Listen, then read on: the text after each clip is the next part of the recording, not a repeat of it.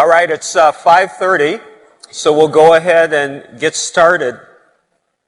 This is a different type of session from any that you'll ever see at a board review course, but we've actually got the experts in reading congenital chest x-rays and ECGs, and you're in for a real treat on this. You think simple ECG and simple chest x-ray, well, it's not, because the two of them can make diagnoses that you would never even think about based on these simple things. So what we're going to do is we're going to start out with a little overview on the basics of chest x-ray by Dr. Carol Warnes, who you'll officially meet tomorrow. And then Dr. Sam Asirvatham, whom you met this morning, will give you an overview on the basics of ECG. And then what we'll do is we'll put it all together with a number of cases, and they will take you through how they can make the diagnoses and even treatment options based on what they see on a simple ECG and chest x-ray. So we'll start out with Dr. Warnes. We'll come up and talk to you about chest x-rays.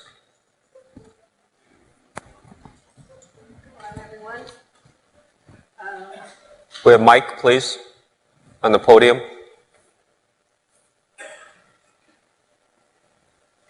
So I have no disclosures, with one exception, and that's I'm not a radiologist.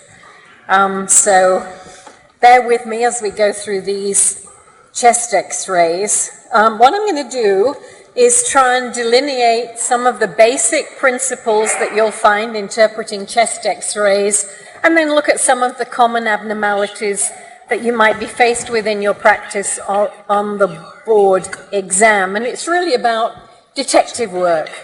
And I'm going to talk you through some of those basic principles. And I'm going to begin with a question to see how much you know. So if we can vote on this one, what's the diagnosis on this chest x-ray? Secundum ASD, mitral stenosis, pulmonary hypertension, or pulmonary stenosis. Please vote.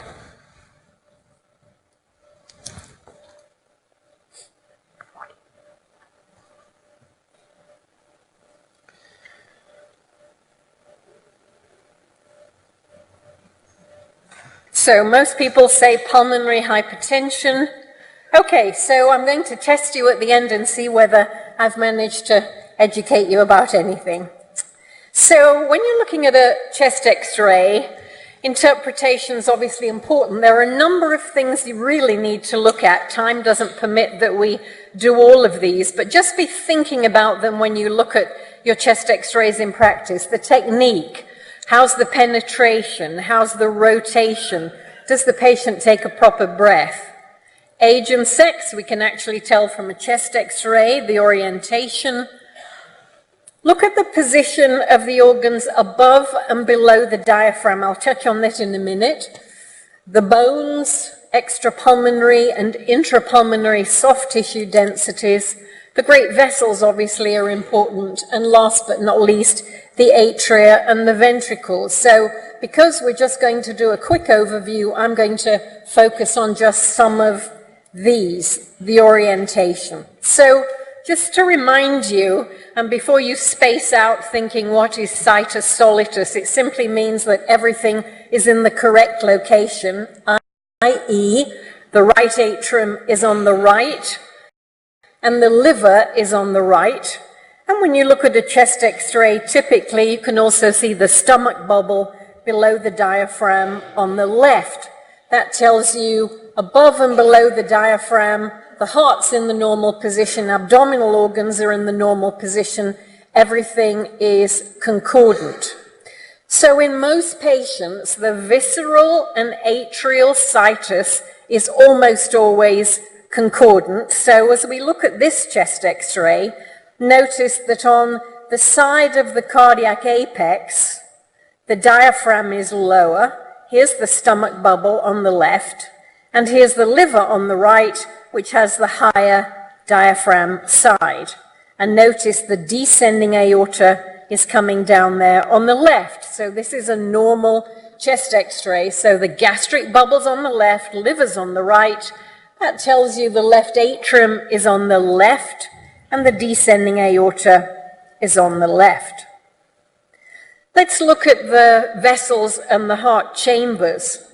Typically, when we look at these great arteries, what we call the vascular pedicle, there's a triad you need to look at. Up here, you see a shadow of the ascending aorta. On the left side, the first mogul going down is the descending aorta, and mogul number 2 is the pulmonary artery. You may see the left atrium if it's enlarged. You may down here see a left atrial appendage, but these are the normal shadows of the great arteries. Here's the right atrium. Typically, the left ventricle is apex forming, and the right ventricle, when it's enlarged, is the most difficult chamber to tell radiographically. Most people will tell you you need a lateral chest X-ray, but there are some clues, and I'll show you some examples. So just think about this pattern on a normal chest X-ray. Now, of course, we've been looking at chest X-rays for a number of years. This is an old picture from circa 1915, but have you noticed how when you look on TV, almost everybody has dextrocardia, like this one in circa 1915. This heart is on the right. And when you look at most movies and TV programs, it's amazing how common dextrocardia is. It's all over the place. I don't know what medical advisors they have for these programs, but they always seem to get it wrong. But sometimes it happens. And here is an example when there is real dextrocardia, but this is what we call situs inversus totalis, meaning that everything is reversed. This is a mirror image above and below the diaphragm. So the heart is on the right, the gastric bubble is now on the right, so it's a mirror image reversal. And if you see this, typically you're dealing with a normal heart. Things are concordant above and below the diaphragm. Chances are this heart is normal. On the other hand, if you see this, now you've got a heart on the right, but look below the diaphragm. Look where the stomach bubble is. The stomach bubble is on the left. This is not mirror image. So above and below the diaphragm, there is discordance. Things below the diaphragm are in the proper place. Above the diaphragm, the heart's pointing to the right. There's the bubble. And in this situation, almost always, more than 90% of times, you're dealing with congenital heart disease. So remember always to look above and below the diaphragm. Let's talk about the bones. Scoliosis, much more common in cyanotic heart disease, 17 times more common to have scoliosis if your patient's blue. You can have Marfan, straight back syndrome. Beware sternal bowing or depression because it can make the heart look big. And always look for rib resection from prior surgery. We can look for rib notching, which you all know is common in coarctation, commonly bilateral, but it might be on one side if the right or left subclavian arises distal to the coarct. You look at the upper ribs, it's seen in the outer third, and as well as notching, you'll typically see sclerotic margins. That's the effect of the intercostal arteries eroding away the upper ribs. And here's an example.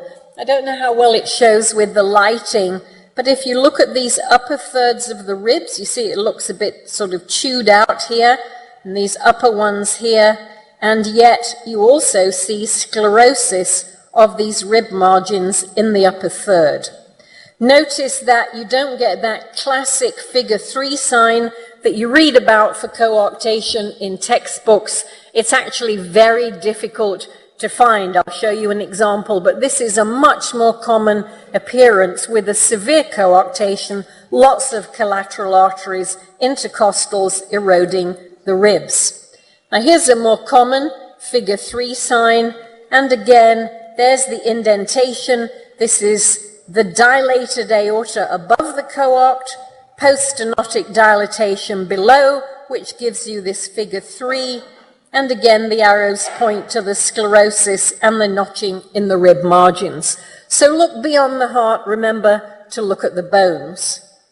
Here's another example. This patient here has a more pronounced figure 3, but again, it took me a long time to find an X-ray looking like this, and this is the corresponding imaging. So you can see there's a lot of tortuosity and dilatation above and below the coarctation.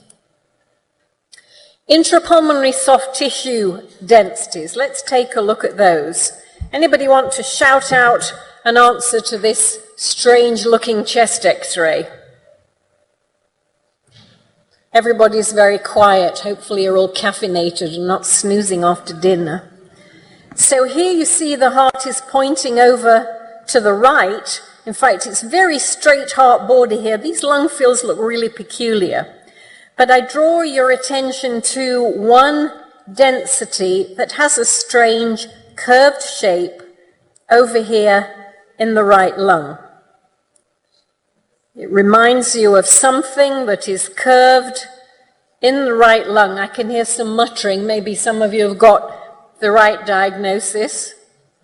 Scimitar syndrome. Yes, so called because this resembles a Turkish sword, and this is anomalous pulmonary venous drainage draining into the inferior vena cava. And the reason the heart looks so pulled over here is because it's usually associated with hypoplasia of the right lung. And that's why these pulmonary vessels look very abnormal. So the heart shifted, anomalous pulmonary veins. This is a scimitar syndrome. Here's another example. Here the heart is less shifted, it's in the middle. But again, look at this soft tissue density, a Turkish sword looking like a scimitar. This is an anomalous pulmonary vein. And there's another one. This is the scimitar syndrome. So remember to look in the lung fields. Okay, let's look at the great arteries and veins. This chest X-ray was reported as normal in this young woman, but I would challenge that. I think there is actually, for a young person, look at the prominence of this ascending aorta. That's too big or too unfolded for a young woman. An older person, maybe you could give it away, but for a young woman, absolutely not. And this is a bicuspid aortic valve.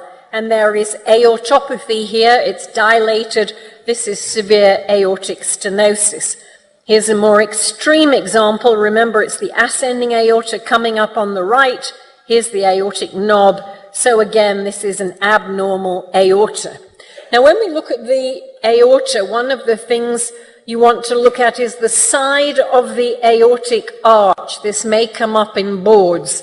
If you have the aorta on the right, that means you're dealing with a problem that we call conotruncal abnormalities, meaning that when the trunk was a primitive tube and divided into an aorta and a pulmonary artery, something went wrong with that division, and there is always a subaortic ventricular septal defect.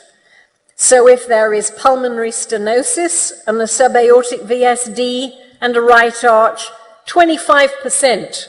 It occurs in tetralogy of Fallot. 40%, it occurs in pulmonary atresia, i.e. there's no outflow at all from the right ventricle, and 40% in truncus. Again, there's a subaortic VSD, but the pulmonary arteries are arising from this main trunk. So when you see a right aortic arch, here's a left arch shown here, here is the right arch coming over this way. The most common thing that you'll see is tetralogy.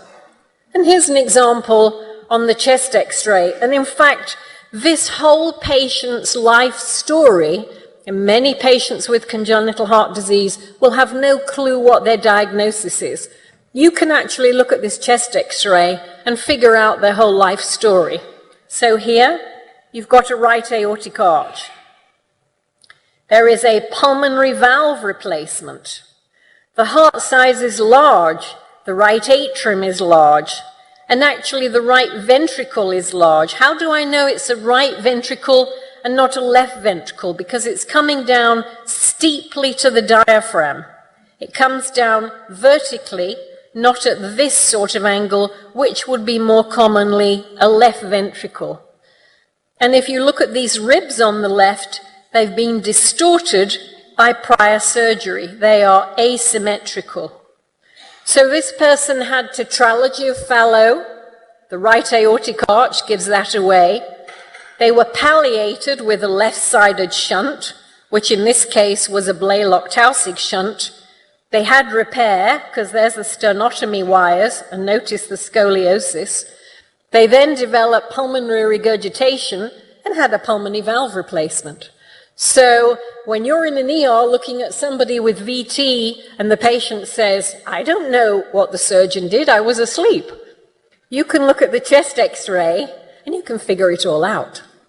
So this is tetralogy of Fallot, right aortic arch, pulmonary valve replacement. Let's focus again on that pulmonary trunk. The pulmonary artery prominence goes down with increasing age, so instead of having a convexity, it becomes concave. When you see a big pulmonary artery, there's a few things to think about. Number one, is there increased flow? That's what made it grow big. Is there shunt vascularity? Look at the lung fields. And a classic example would be a secundum ASD. Is it calcified? If it's calcified, there is always pulmonary hypertension. Is there peripheral pruning in the lung fields, which would go along with pulmonary hypertension? So here's the case that we started with, that most of you said pulmonary hypertension. Wrong. So, yes, here's mogul number one, the aorta, and you correctly notice this big pulmonary artery here. There is no calcium within it. It is tapering down in this left side, and there is no pulmonary artery visible on the right. You don't see a big pulmonary artery on the right side. You don't see any tapering. This is a classic example of post-stenotic dilatation. This is valvar pulmonary stenosis. The jet from the stenosis slaps against the wall of the main pulmonary artery and the left pulmonary artery and makes it dilate. And it sticks its nose into the lung fields. This is sometimes called the witch's nose. Notice that the heart size is normal. You don't get a big heart with pulmonary stenosis. The lung fields don't look black. You've really got to look hard. This person's gradient was 100 and the lung fields still don't look black. So this is a classic severe valvar pulmonary stenosis, the witch's nose. There's the post-stenotic dilatation. Remind you of this, that we began with ascending aorta, descending pulmonary artery. Let's look at some more. This was diagnosed by our own radiologist actually as a negative chest. I don't think it is, and perhaps you can spot the problem. Here, the pulmonary artery is too big. Look at the pulmonary vascularity. There's too much of it. This is like the bat swing. This is classic for a left to right shunt, and this is classic for a secundum ASD. Here's another one, slightly bigger. Aorta, mogul number 2, pulmonary artery. Too much vascularity. The heart is big. This is a right ventricle. There is a humped appearance. It comes vertically down to the diaphragm. So there's a big right side, big pulmonary artery, classic for secundum ASD. This is a modest size. Here's another one, even bigger. Right atrium, pulmonary artery, vascularity, right ventricle. Classic secundum atrial septal defect. Okay, so let's look at this one now. Is this a secundum ASD? Look how big this heart is. It's bigger than a bread box. Right atrium is enlarged. Right ventricle vertically is huge. But look at this pulmonary artery. This right pulmonary artery is about 4 centimeters. Follow the posterior descending down, and it stops. Aorta. Pulmonary artery, look at the size of this thing.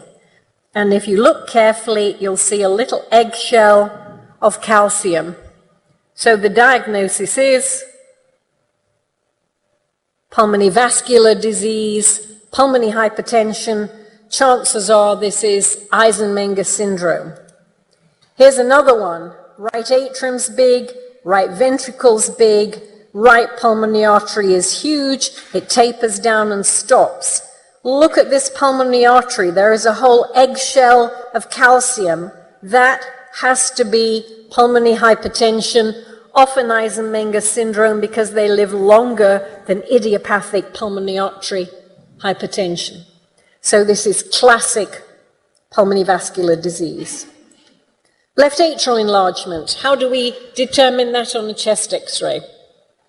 Look at the double density in the right part of the chest and look beneath the carina to that subcarinal angle. I'll show you an example. And look for the left atrial appendage sticking out lateral to the left lower lobe bronchus. Here's an example. Right atrium, double density left atrium. Look at the bronchus tipped up and look at the atrial appendage sticking out. Classic left atrial enlargement. They're the hallmark features. What about this diagnosis? Can anybody shout out what they think this is? This is also a classic. Pulmonary artery is big, but something else is enlarged here. Double density. Look at the bronchus tipped up. Left atrial enlargement, classic for mitral stenosis. Heart size otherwise normal. Here's another example. Big PA, left atrial appendage, double density, bronchus tipped up, mitral stenosis.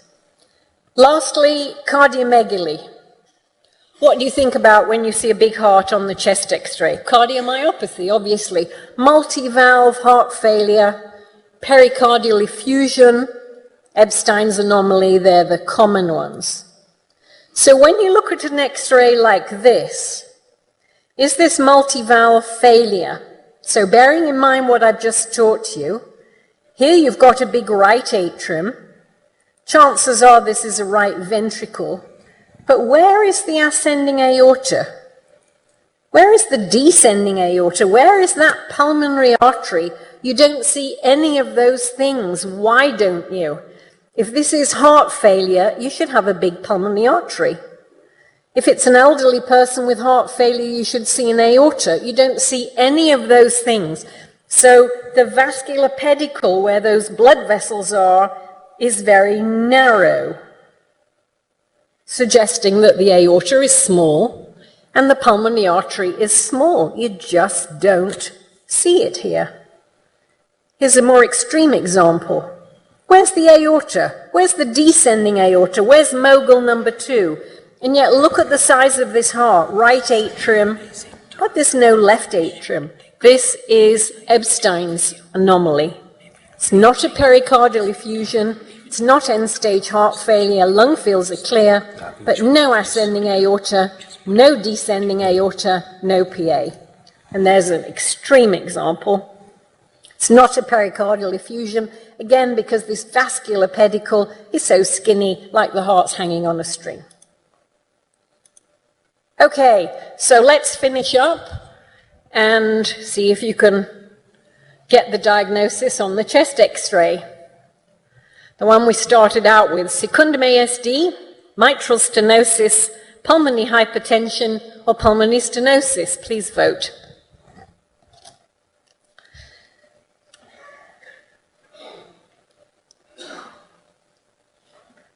Oof. Well done. Excellent. Good job. Thank you. 92%. Time for a glass of wine. For me.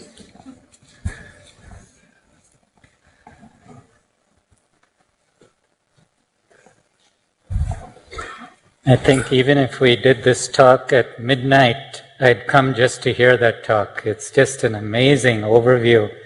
Experienced cardiologists look at the X-ray. It's just incredible.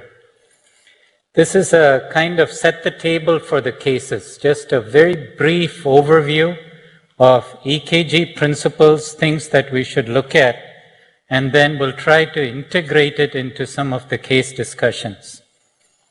So what you have up on the screen is the golden rule of electrocardiography. And if it's safe to say that any textbook of electrocardiography ever written or that will ever be written can be deduced from this principle. So if you understand this well, you understand the ECG in your patient. What is this rule? It says it's trying to define why do we see R waves versus S waves? Why do we see notches? Why do we see amplitude, high, low? It has to do if the electrical force is moving to the positive pole of the ECG lead, like the left shoulder in lead 1. If it's moving towards the positive pole, you get an upright deflection.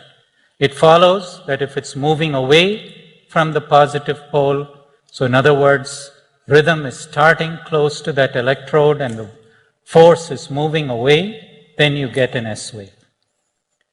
So if you know where the positive poles are, lead 1, left arm, 2, 3 AVF, feet, all the chest leads are the positive poles. You can learn a lot about the electrocardiogram. And it's good to know little extra detail, like even though 2, 3 AVF are all inferior leads, 3 is a right-sided lead, 2 is a left-sided lead.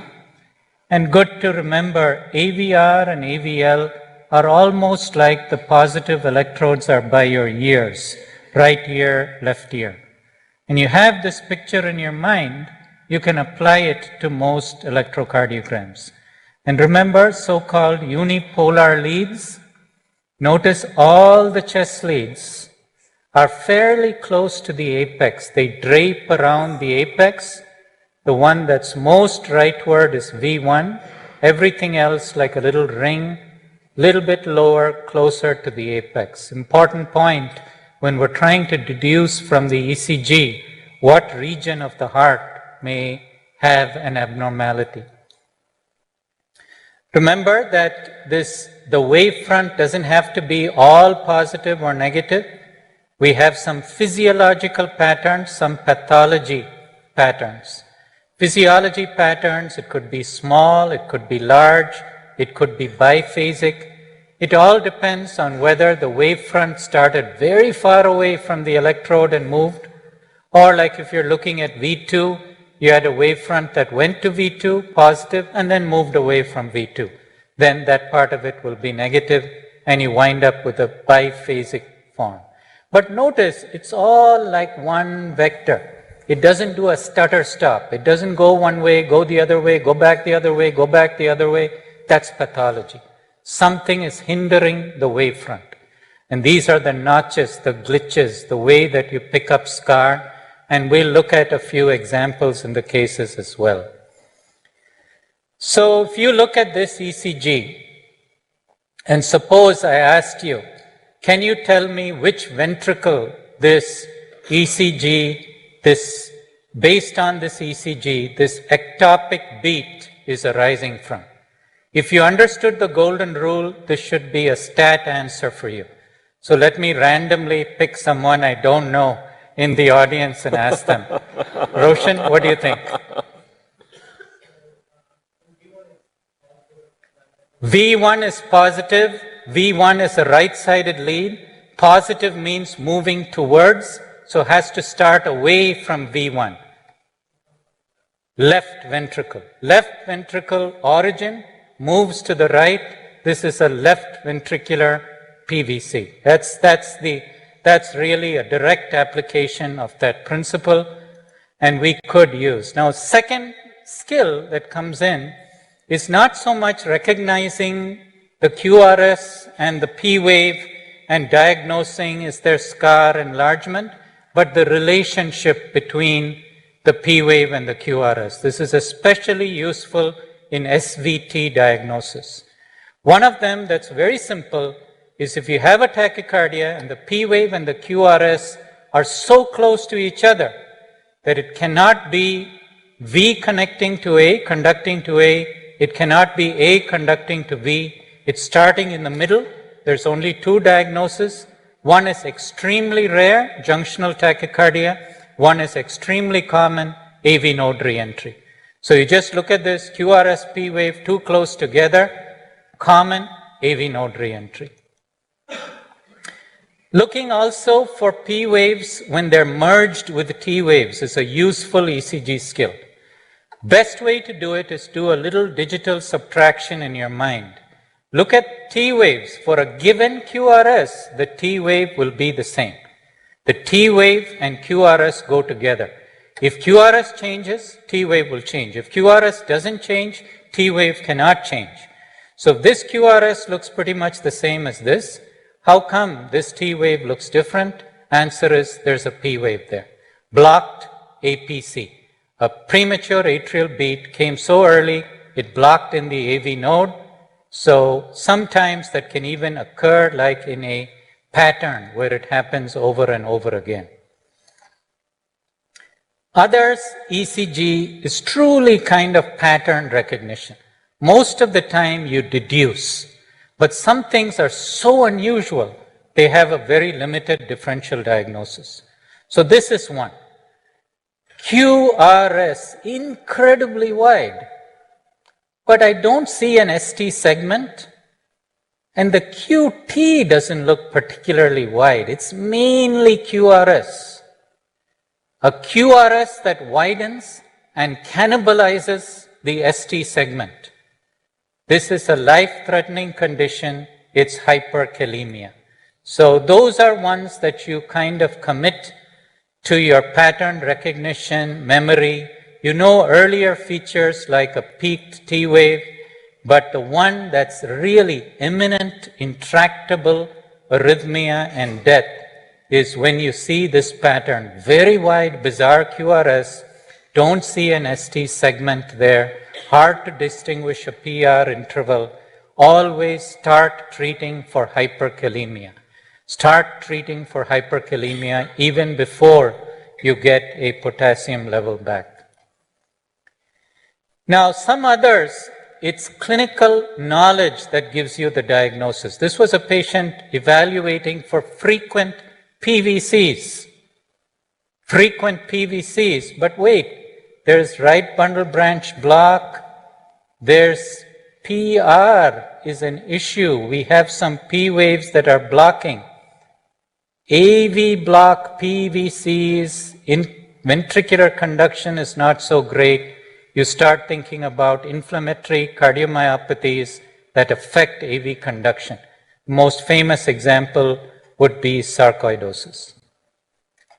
Other times, you have to try to appreciate the vector of the P wave.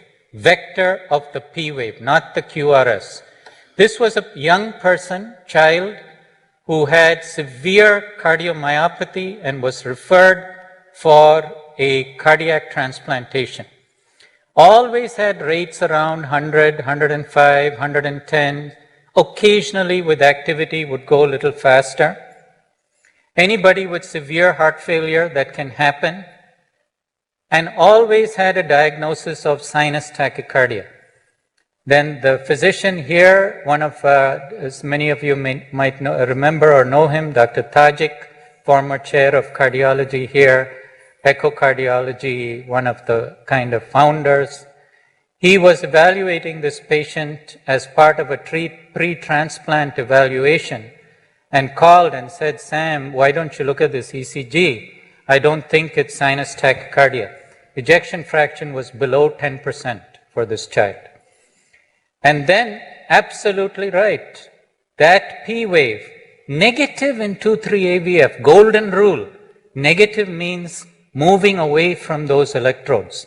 2,3 AVF are feet electrodes, moving away from the feet.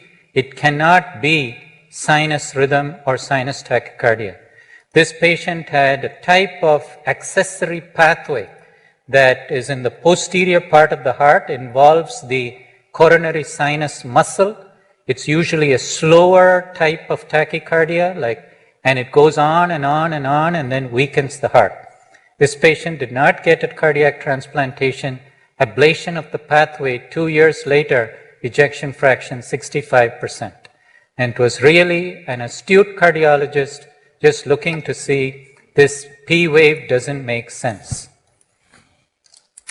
Now you should remember also, you not only look to figure out left ventricle or right, it's useful to know, are they all looking similar to each other or different? Why is that? Because you'll sometimes break a riddle with this observation. And the riddle is, which came first, PVC or cardiomyopathy? We know anybody with cardiomyopathy can get PVCs. We know if you get enough PVCs that can produce a cardiomyopathy. How do you figure that out? You look at the morphology of the PVCs. If they're all over the place, each one looks different from the other, it's something wrong with the heart, primary cardiomyopathy. But you look at it and say, well, not only can I tell right or left ventricle, but they all look the same. Why would someone with a widespread cardiomyopathy get ectopy all from one spot? Then you think this is PVC-related cardiomyopathy. Sometimes it's a little bit more subtle.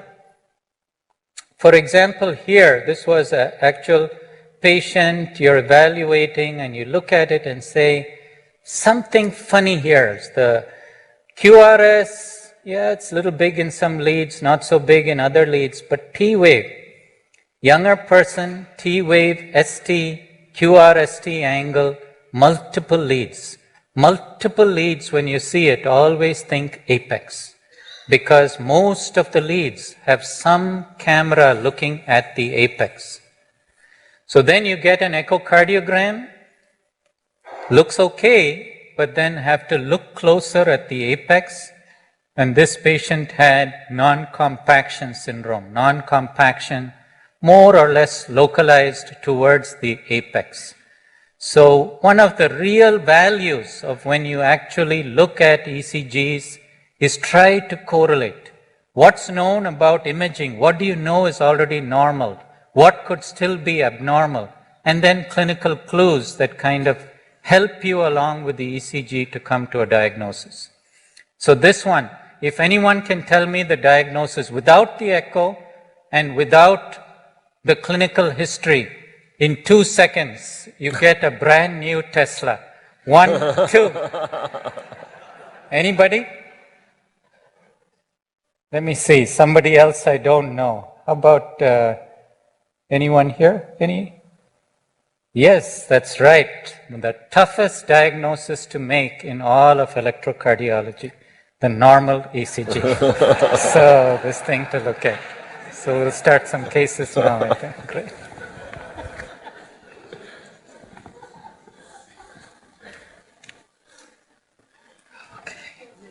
All right, let's go with the, we're gonna hit some cases here. You know, I see a lot of patients who come with a question, athletic heart versus hypertrophic cardiomyopathy. We get these like $5,000 MRI scans and have the echo lab do their strain and stuff. All I have to do is show the ECG to Sam, and he's gonna be better than any MRI scan. And I think we'll show you a couple of these. So we've got a number of cases. I don't know how many we're going to get through, but what we'll do is we'll go through them, little clinical vignette, show the chest x-ray, have Carol interpret the chest x-ray, show the ECG, have Sam interpret the ECG, and you'll find out that just these simple chest x-rays and ECGs are quite valuable in the right hands.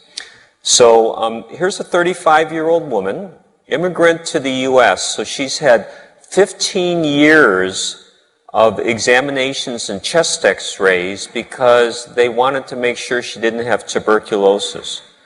And each time her chest x-ray was read as being normal. Okay, I'll have you take a look at that.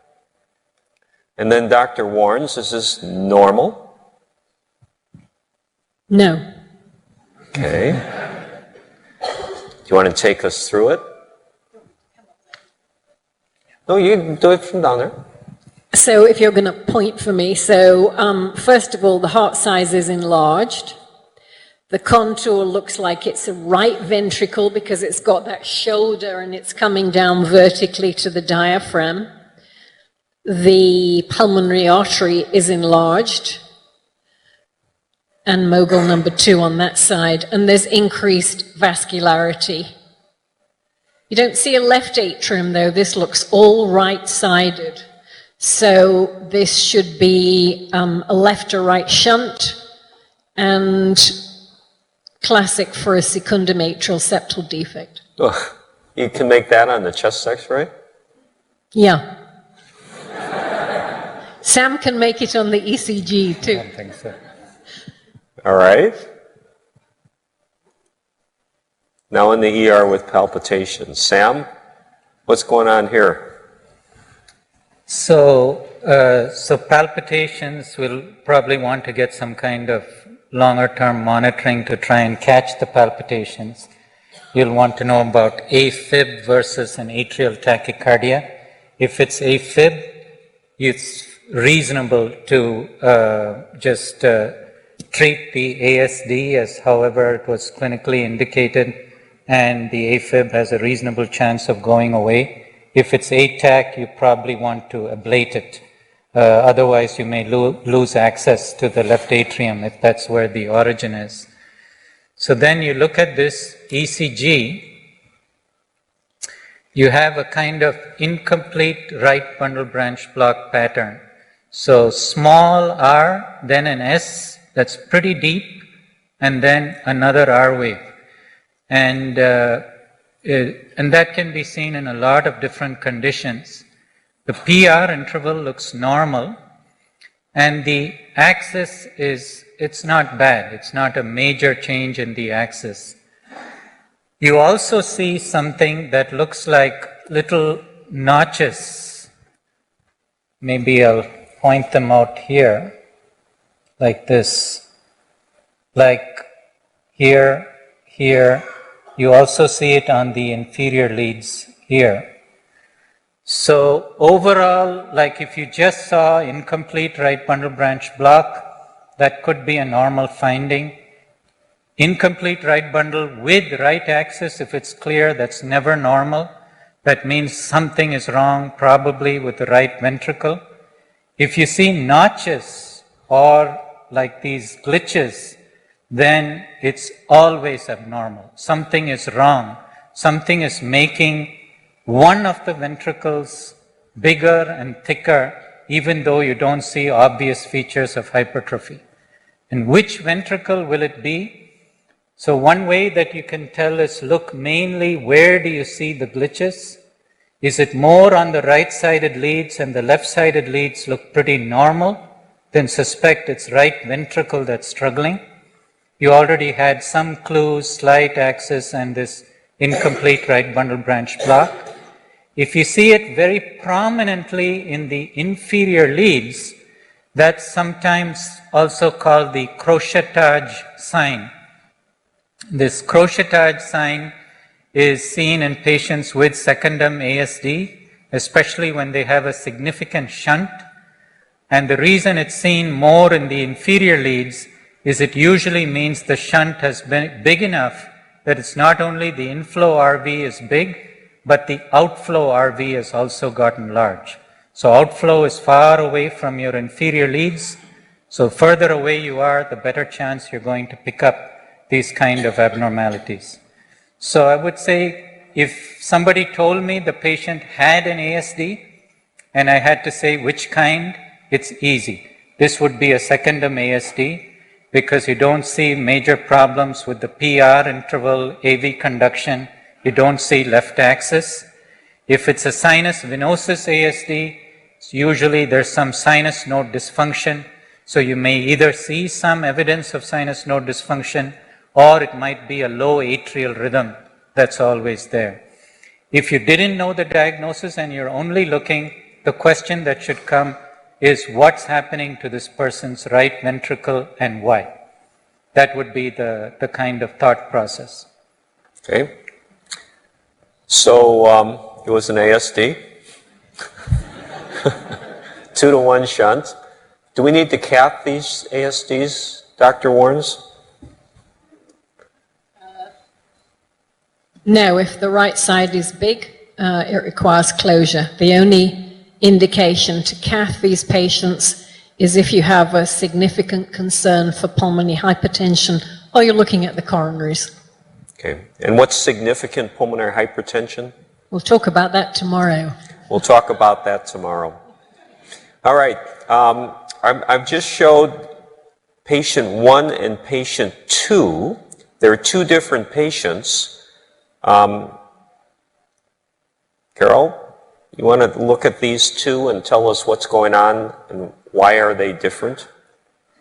So for patient 1, it's also abnormal. The pulmonary artery, again, is bigger than the aorta if you look at the left side descending there. You don't see too much right atrium, but chances are the right ventricle may be enlarged. But the key there is, number 1, the size of the pulmonary artery, and number 2, the pulmonary plethora.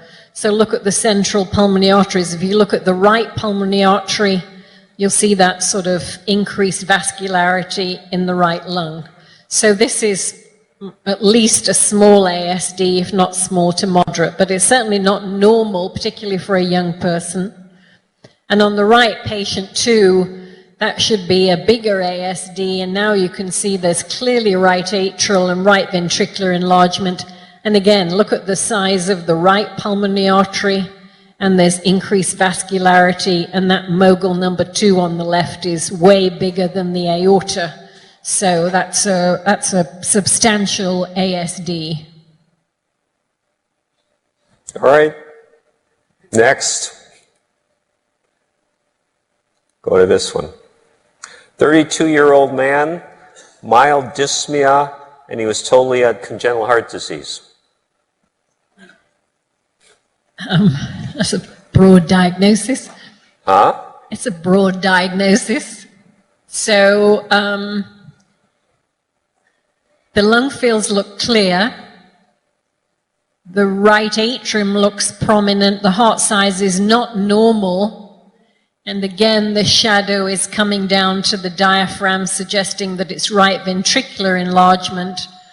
But this time, there's no left atrial enlargement, and the pulmonary artery has disappeared. There's no increased pulmonary vascularity, and the aorta itself looks quite small. So as you look where the ascending aorta should be on the right, it's sort of disappeared. It's hugging the vertebra.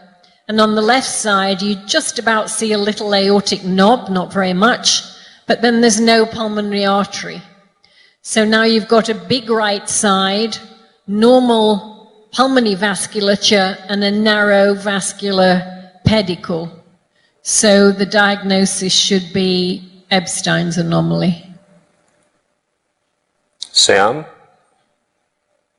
So this will be another ECG. As soon as you look at it, you should have an impression something is seriously wrong with the right ventricle. And if you compare some of the things we talked about in the last case, so most of you now are tuned into it, and you see like notch there, and look at this, it just wavefront comes towards 3, goes the other way, comes back, goes the other way, comes back. No kind of electrical wavefront from any location is going to do that unless it's a very diseased chamber. So it's stretched out, it's fibrosed, it's an abnormal. And you do get the feel that it's incomplete right bundle morphology, and more prominent the changes in the right ventricle. Left side doesn't look too bad when you look like this. Few other things that you should think about in this is, notice when you get this kind of multiple wavefronts, chamber enlargement can be a tough thing to call. One of the useful things is to look at S wave progression. So we always know to look at R wave progression Is there an anterior infarct? Is the LV very diseased? R wave should grow across the precordium. But S waves should get smaller across the precordium. Just like R wave bigger, S wave should get smaller across the precordium. Here you see the prominent S wave actually got bigger and stays pretty big. It's actually bigger in V4 than it is in V1 or V2.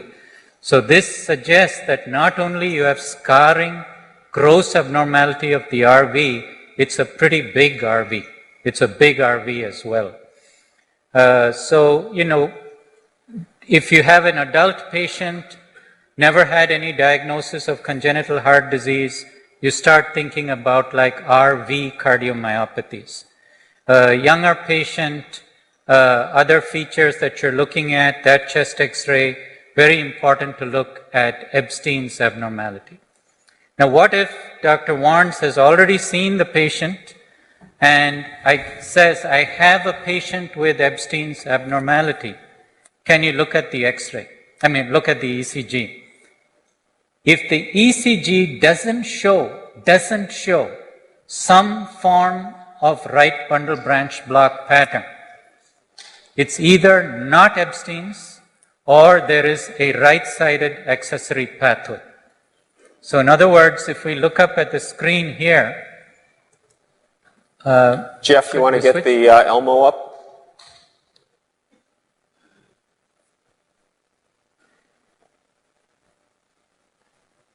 Okay, great.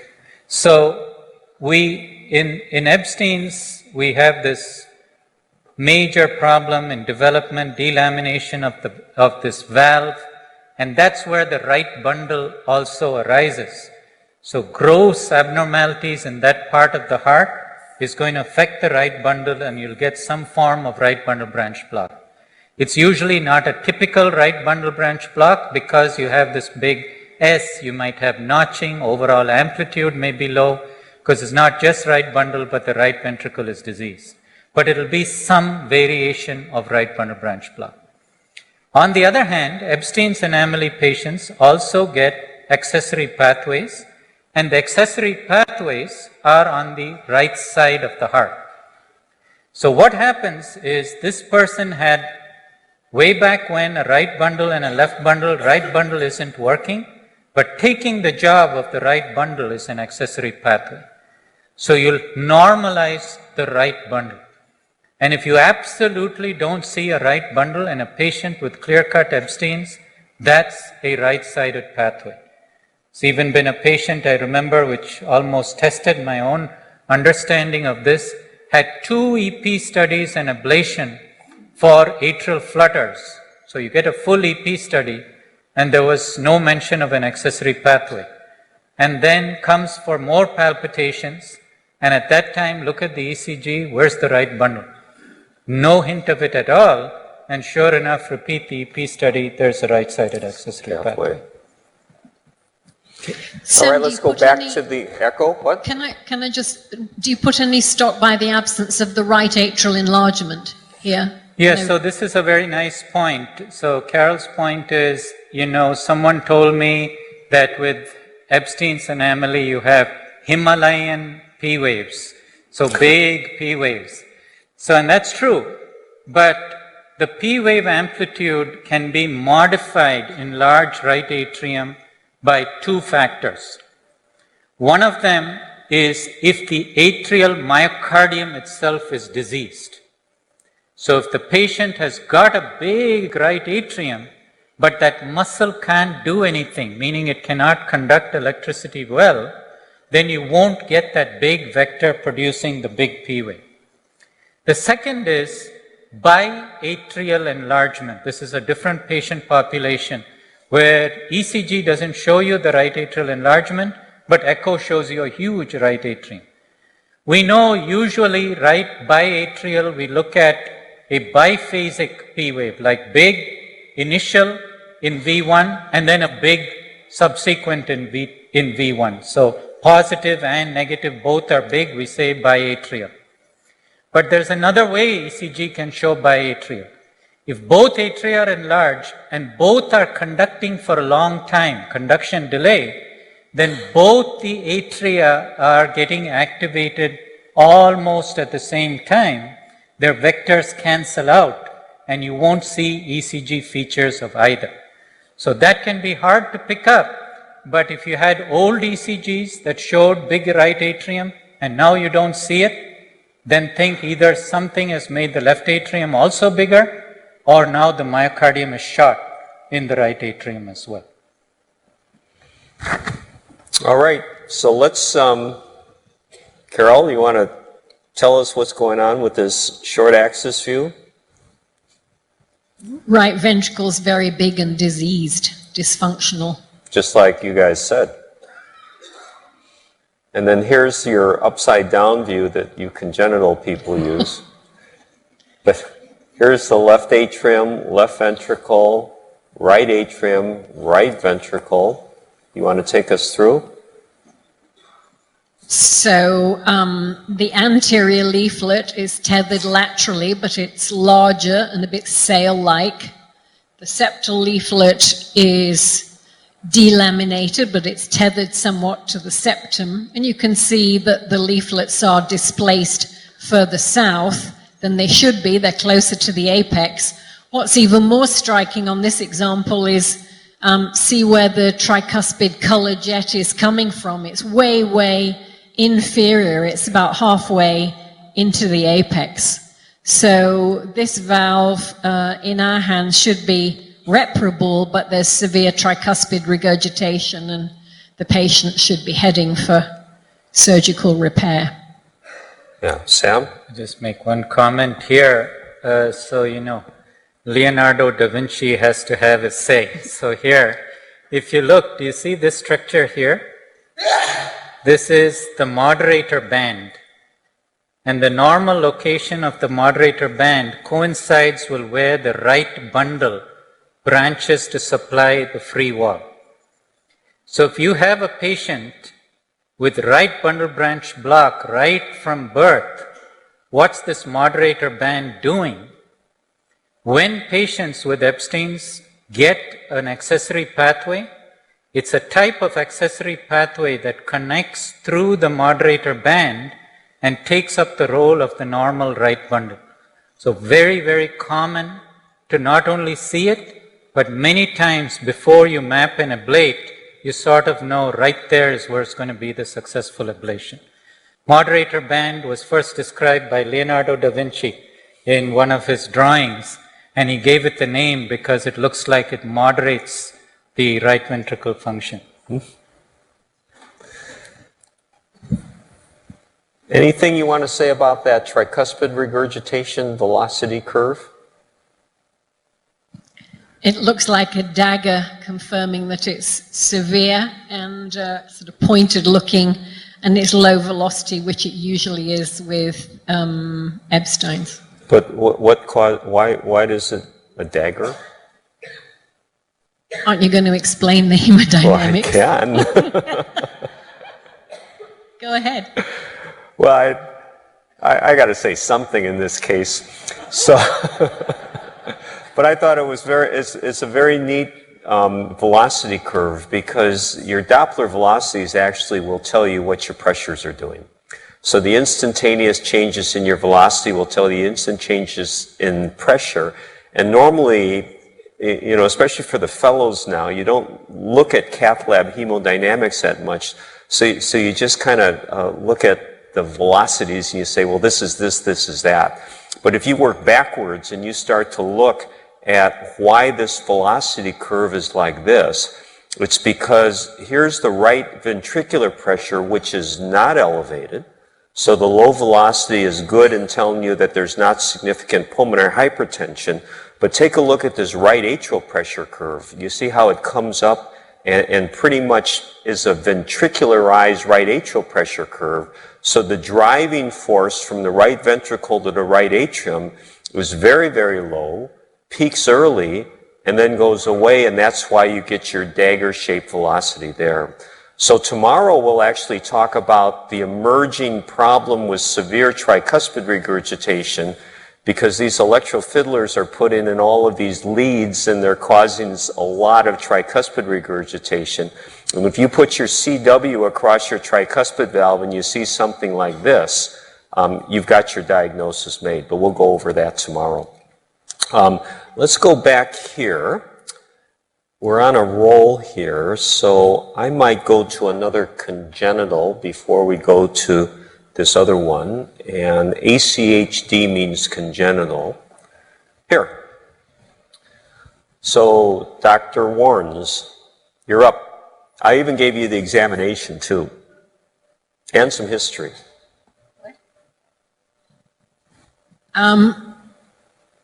So the chest X-ray shows a normal heart size, and the pulmonary arteries look abnormal, particularly the one on the left, which looks large and then it tapers down, and it's not confined to the heart border like the other ones that you just showed that were typical of a secundum ASD. This is sort of sticking out into the lung fields. So this looks like probably pulmonary stenosis. And then on the, and again, the lung fields don't look black, but you almost never see black lung fields in pulmonary stenosis. It's really hard to delineate that, however severe the stenosis. And then the exam shows an ejection systolic murmur with A2, and then P2 is late and quieter than A2. You haven't labeled A2 and P2 there, you've just labeled it S2, but it's A2 and P2. Well, you can't listen and know what A2 and P2 is, right? So you can't label it. Okay. And then,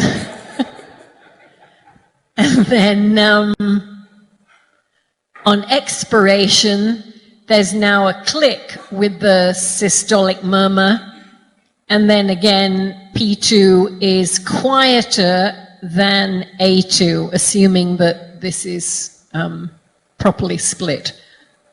It's wider split in inspiration than on expiration. So it would all be consistent with valvular pulmonary stenosis. Now, what about this click? It's preceding the murmur. Yeah. But do you want to explain to the audience what the boards want you to know about these clicks? Actually, who's been a former fellow of Dr. Warnes's? Raise your hand. I know there's a few of you here. Jocelyn, do you know the 10 causes of ejection of systolic clicks in patients that she asked you the first day and you didn't know and had to read about it? Okay. Anyway, go ahead. So this click here. The other fellows didn't raise their hands. They're all afraid. So on inspiration, all the right-sided murmurs should get louder because you suck more blood into the RV. So anything on the right side should get louder. So the murmur of pulmonary stenosis should get louder. The murmur of tricuspid regurgitation should get louder. You probably all remember that. But the one right-sided sound that does not get louder on inspiration is the click of pulmonary stenosis. Do you want me to explain? Yeah. So when you take a breath in, then you have more volume in your right ventricle, and so because the RV has more blood, it forces the pulmonary valve upwards. So it makes a little insignificant noise or nothing at all because it's already 3/4 of the way up on inspiration. So it's the single right-sided sound that is quieter on inspiration. Everything else is louder. And it's because you've forced the valve up. It's the excursion of the valve that makes the loud noise. Similarly, P2 is quiet in valvular pulmonary stenosis because the RV pressure is so high, it keeps the valve open longer, and then it just gently floats into apposition. So P2 is late and quiet. That makes sense? Sam, is this ECG? Yes, so I guess two ways to think about it. If you didn't know the history at all, how should you approach this ECG? And then question is this consistent with pulmonary stenosis?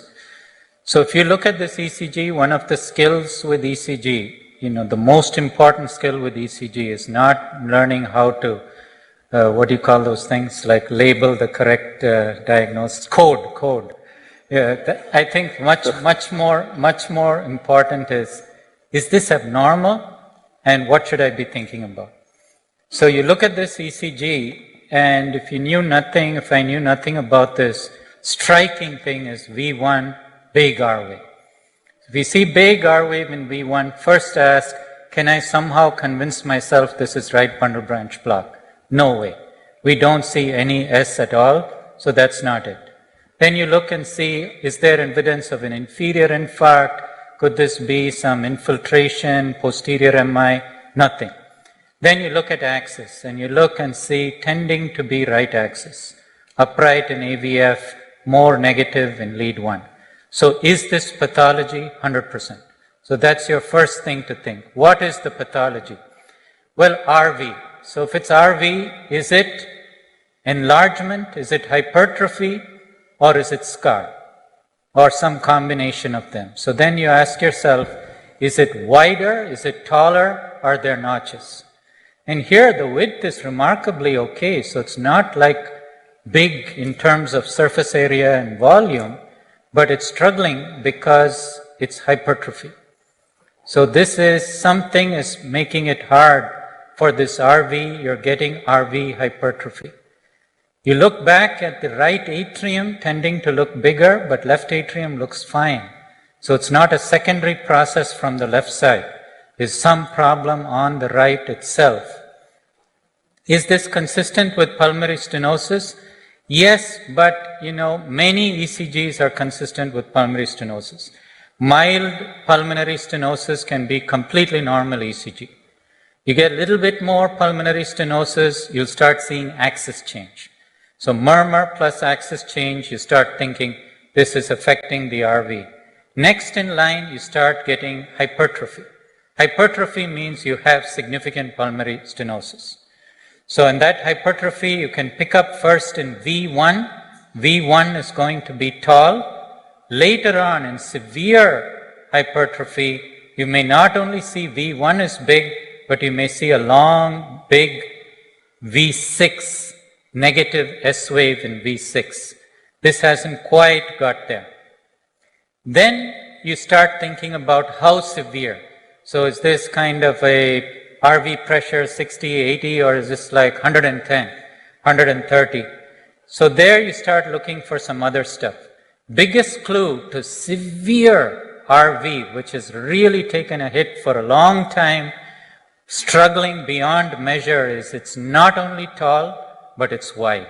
So if it starts widening and still retains the tall amplitude, that's very, very severe pulmonary stenosis, if it is pulmonary stenosis. So here you do see a notch, and this tells you that this has been going on long enough and severe enough, you're starting to scar the RV. So another clue to RV scar, in the setting of other RV changes, closer you find a notch or a glitch to the start of the QRS, more likely it is to be RV. When you see it in a right-sided lead, it's more likely to be RV. So this is consistent with pulmonary stenosis. It's consistent with significant pulmonary stenosis, high RV pressures, probably for a long time, but not outlandish RV pressures, not 110, 130. Yeah, not systemic RV pressures. So you can tell the RV pressure just from the ECG. It's not me. It's actually from the 1950s. I think it was Flack, isn't it? Who maybe somebody can pull it up and see. But there was a systematic study of ECG with RV pressures in pulmonary stenosis, and most people use that from that time. I think early on they stressed a lot that you have to add the R wave in V1 and the S wave in V5 or V6. Subsequently, it was found you don't need to do that. You can just look at the R wave. So us mere mortals have to look at something like an echo. But I will say, Nish, one thing is, this is not just for pulmonary stenosis. Just keep that pattern in your mind. Tall but not wide hypertrophy. Tall getting wider, then both is happening. Something happening for a long time. That thick muscle is failing. Tall, wide, and notches, there's like little infarct, scar that's happening. Translated to the EP world, that means setting up for VT. So big, thick, and scar. If you don't get VT in that patient, you'll never induce VT in anyone. You don't see VT very often in isolated pulmonary stenosis. It's because usually these patients are treated. So if you, and that's a very important point, and that's why it's pretty unusual even to see a small scar or a small notch, and the chamber size is normal. Most VTs, what it is, it's a re-entry circuit. So for a re-entry circuit, we have a fail-safe in the heart. Maybe we'll look over here. Yeah, put on the Elmo. So most structural heart VTs are re-entry, making the tachycardia. Re-entry is the arrhythmia that should never happen because we have an action potential duration. So if something fires and you try to re-enter the same cell, then it's still refractory. So to be able to re-enter after the refractory period is over, you need either a big heart, a big chamber, or slow conduction, or both. And when you calculate how big the heart should be to get re-entry even without slow conduction, the models predict a heart that's 3 meters in diameter. That means 3 yards. And very few patients in our practice like that. And then if you look at the models for how slow conduction should be, it's so slow you'll get intraventricular block. It means you need both. So why pulmonary stenosis? You don't get it. You have hypertrophy, so it gets thicker, and you may get some scar, but you don't have the distance. It's not dilating out. So it's difficult. But if you leave it long enough, it's just like a burnt out hypertrophic cardiomyopathy, starts getting baggy, and then you see QRS widening, then for sure it is possible to get VT. And that's important from the X-ray perspective because the right ventricle doesn't commonly dilate with pulmonary stenosis unless you're generally over 60 or there's something else going on like an arrhythmia. So you get massive hypertrophy. The highest RV pressure I've ever seen was 210, and there was no right ventricular dilatation. So it's a very unusual occurrence. It's usually very late. So, Ruthie, can we put the echo back on again? And speaking of hypertrophy, you want to talk us through what we need to look at in these patients with pulmonary stenosis? So here in the short axis, again, you can see the RV size is normal, but as you start to see right ventricular contraction, particularly there as you move towards the outflow, you can see that there's a lot of vigorous contraction beneath the pulmonary valve, and there's quite a bit of hypertrophy there. It looks like it's at least 0.5 centimeter in thickness, so that RV is sort of slamming together in the RV outflow. Yeah, so this is significant RV outflow hypertrophy, which can cause problems, right? So here is... So this is an apex down format, so the right atrium and the left atrium there, and you can see there's a little patent foramen ovale, which in these patients, if the pulmonary stenosis is severe, can actually make them cyanotic, if not at rest on exercise. So you have the potential for shunting right to left in this situation, even with a little PFO.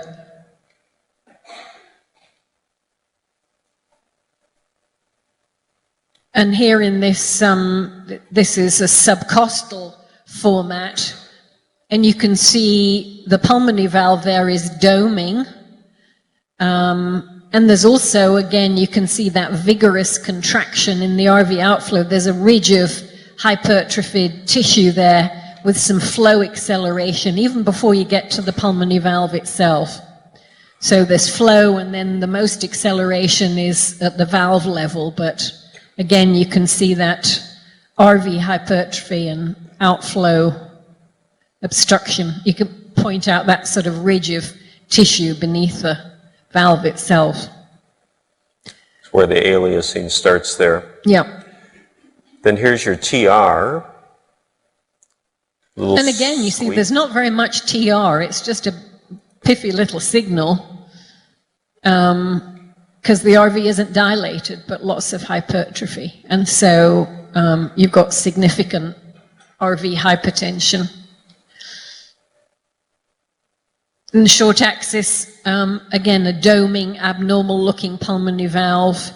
But look at that outflow beneath the pulmonary valve. And there, on the Doppler, you can actually see two populations of velocities. So there's one that's got a peak gradient of over 80, but then there's that other signal beneath that probably is coming from the outflow.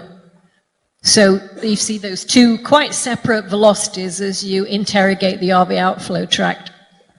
And you can see why you have wide splitting of your second heart sound, because it's just taking so long for that right ventricle to eject. That's a very, very long ejection time there. And that's about, 90 millimeter of mercury with this outflow down here that you saw. So, you going to talk about what we're going to do with her? Oh, are we having a vote? Huh? Are we having a vote? Should we have a vote? Can we have a vote, Jeff? Good. Let's vote. She's got this little ASD. We'll put her on beta blockers. We'll balloon her pulmonary valve. We'll screen her first degree relatives and reassure no intervention is necessary.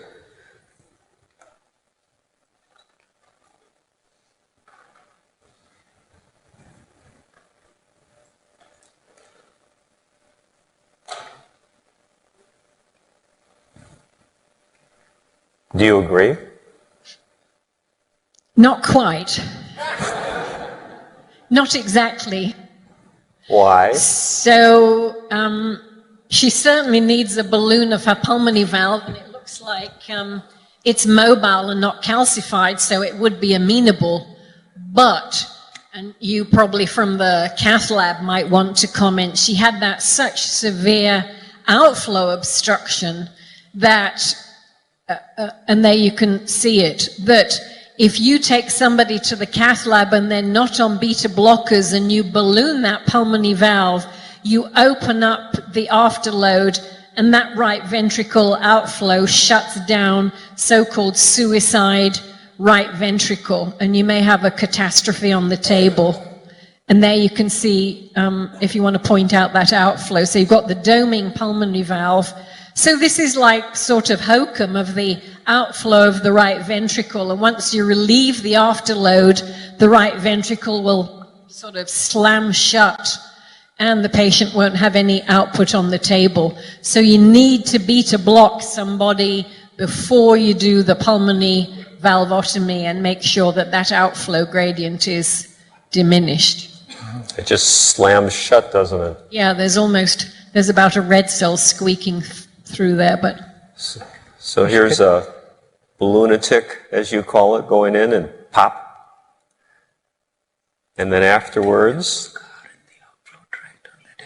looks like that valve opens well, but you still have this subvalvular stuff there. So it's a good thing you put her on beta blockers. I don't know if you remember. It actually looks worse, the outflow looks worse after the balloon than before. So the pulmonary valve is happy, but you can see the problem that RV is clamping shut. So you have to make sure that you may need to give them beta blockers on the table. Yeah, and keep it out for what period of time, you think? Well, that RV outflow muscle has to regress. So if at the end of the procedure you've still got an outflow gradient, not at valve level, you need to keep beta blockers going for about 3 or 6 months. The outflow muscle will regress, and then you should be left with hopefully mild or no pulmonary stenosis. So you wanted to see the echo, Sam? Was it this one, this case? Or was it That's the different? one we did. Let's go to this one here. So, one question for you, Nish, is the ECG and echo are from the same person, right? Yeah. Yeah. So, when we look at the next one, the outflow that we were visualizing, that was, yeah. So, just a question for you and Carol. Does the RV outflow, look normal echo texture wise, or looks like there could be a scar there? Or hard to say? Hard to say, but you're right. It looks a little more echo dense. Yeah, because, a couple of points just related to that is sometimes when you do see scar, it's not so much that it's an infarct that happened there. It can also be contact lesions. So we see this sometimes in hokum, where you'll have abnormal tissue propensity for VT, where you get this. You also see it in mitral valve prolapse, where the billowing leaflets go and hit something, and then you can get contact lesions.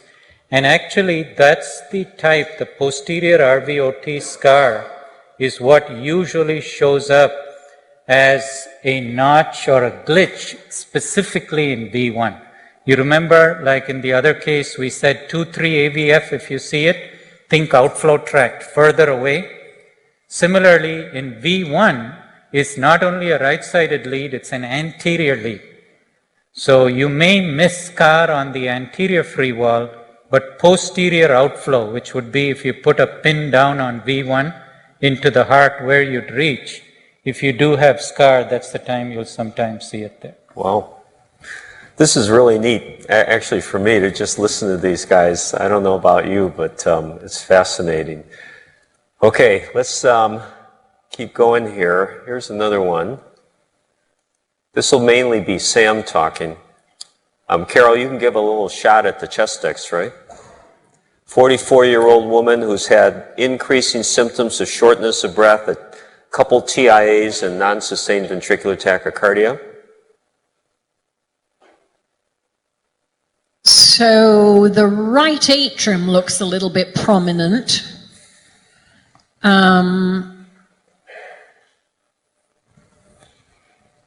Maybe, I'm not convinced the left atrium's enlarged. The heart size might be very slightly enlarged, and there might be just a little bit of pulmonary venous hypertension. But otherwise, I couldn't make any specific diagnosis other than that. Good. Doesn't look completely normal. Okay. Sam, this is yours now. Mm-hmm. So I think, again, just like if you're approaching this, first thing that stares out at you is there's a mismatch between that X-ray and this ECG.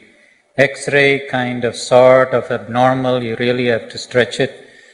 This ECG, I mean, no one is going to miss it's abnormal.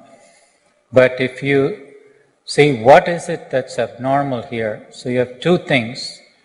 You have this kind of weird looking ST, QRST angle and ST change, multiple leads. You also see some notching or scarring, but more on the left-sided leads. So almost like a mirror image of the ECGs we've looked at before. Look at all the difference with the notches. It's more late in the QRS, and it's also more on the left side. So the later you see the notch, the more it's like a cul-de-sac of the heart, some edge near the valves, right at the apex. So it's end of the QRS that's having this abnormality. Now, one thing is, this is a dramatic abnormality in this ST. You think like aneurysm, but you're seeing it in so many leads. So this is really, really bad news, or it's something pretty focal. It's just like you may get called to the emergency room, ST segments, elevation, all the chest leads. Patient doing kind of okay, and you're thinking, oh my goodness, as soon as I put the echo probe, this is going to be a really, really bad heart. And it turns out it looks okay. So there you have to go back to where the ECG leads are. You remember how they straddle the apex. So because they're kind of biased towards the apex, sometimes apical abnormalities can put very dramatic changes on the ECG, like an apical infarct. You may see multiple leads seeing the ST change, but then when you look with the echocardiogram, you see it's pretty localized. And in that circumstance, it's usually apical. So apical, younger person, could be that patient has like a apical infarct. Why would a young person get an apical infarct and then an aneurysm? Could be a myocardial bridge, that's a possibility. So if you have like a myocardial bridge over and over and over again, getting repeated stunning, then getting an infarct, and then getting this dilation, you have to think about hypertrophic cardiomyopathy, but not everywhere, more apex, and then getting an aneurysm, and as a result of the aneurysm, you're not seeing the classic changes of apical hypertrophy. You're dominating with the ST change being prominent. Could this be really hypertrophic cardiomyopathy everywhere that's somehow burnt out? Very unlikely, because voltages are just too normalish, and you also don't see big left atrial enlargement. So if it is, it's something more restricted towards the apex. Importance is this patient, I think you said, had palpitations and TIA. Yeah. So then aneurysm, focal aneurysms really become a big deal. So kind of when you get these focal aneurysms, you can get a source of thromboemboli from there, and you can get VT, because it's highly diseased myocardium. So these fibers get stretched out. Maybe we can look over here again. Remember I said you have to have enlargement, and that's true, but one exception to that rule is if you have focal outpouchings. What happens is the myocardial fibers get stretched out, and they just interdigitate at discrete areas. So because they interdigitate at discrete areas, you can form a really long cycle length. In fact, some aneurysms, if you tease out myocardial fiber to myocardial fiber, you have several feet that you can get together that can produce these kind of circuits. So focal outpouchings, non-sustained VT, you'll be very worried about this patient. So you'd have to think about making the diagnosis. How are you going to handle this aneurysm? Stroke prevention. Should the patient get ablated? If so, before or after surgery? Does the patient need a defibrillator? And I'll just answer the last one. Yes. A defibrillator. Yeah. Just based on a 12-lead ECG. And the X-ray. I think, because if this was like a big cardiomyopathy, big cardiomegaly kind of thing, then it's a much broader differential diagnosis. Okay, so let's go back to the echo. You can't put anything over on these people. Okay, so here's LV on this side, RV here. You're right, the atria weren't that big. So the diastolic function is actually probably pretty normal. And you've got, this is kind of typical. You just see this mass of myocardium down there, which would be the diagnosis of apical hypertrophic cardiomyopathy, but as Sam said, there weren't the deep T-wave inversions there. So you're suspecting that something else is going on, and what you then do is you give contrast. Okay. Then the thing that gives it away, so if you don't have contrast, always put your CW across the mid-ventricle in these apical hypertrophic cardiomyopathies. And you get these really weird signals like this. Now this weird signal is 100% sensitive and specific for what Sam talked about. And take a look at that signal. I mean, you wonder what the heck is going on and why is that signal so abnormal? And then, like I said before, what you want to do, go back to the paper here. You want to look at your Doppler velocities as telling you what's going on with all of the different pressures. So if we have something like this, with a big aneurysm like that, you've got a LV here, and you've got an LV base here. And if you think about contraction, your LV base is going to contract up and down fairly normally like this. But if you think about the LV apex, what you have is something completely different because this apex is going to contract much slower and it's going to relax much slower. So you're thinking something like this, where it's just kind of really struggling to relax there. Okay? Then you go ahead and you say, well, in mid-systole here, this is going to close off completely.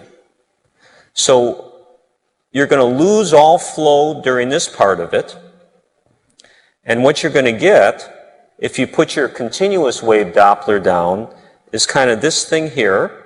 It stops right there.